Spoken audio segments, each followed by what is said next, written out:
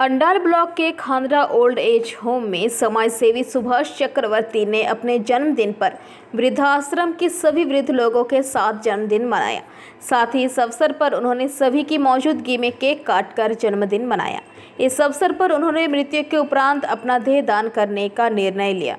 इस दौरान डॉक्टर पल्लव आचार्य, Lions club Durgapur अध्यक्ष विप्लव चैटर्जी, अनूप घोष, समाजसेवी नरेश शर्मा तथा सभी वृद्धाश्रम के तमाम सदस्यगण उपस्थित रहे।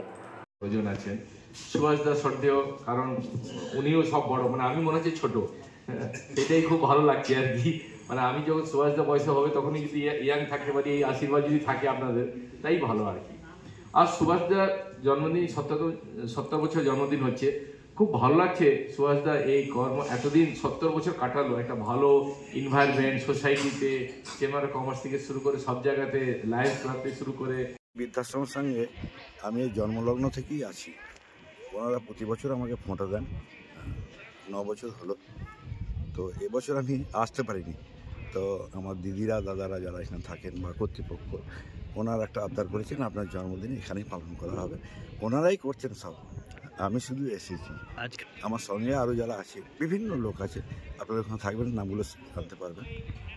কর্মসূচিটা হচ্ছে প্রথম জন্মদিন পালন, একটা কেক কাটা হবে, আর একটা কর্মসূচি নতুন আছে আমার কাছে, সেটা দেখতে পাবেন আপনারা, যে মরণোত্তর দেহদান। এটা আমি এখানে এই এলাকায় প্রথম শুরু করছি। আমি আমাকে দিয়েই শুরু করব, আরও অনেকে আশা করছি দেবেন ভবিষ্যতে।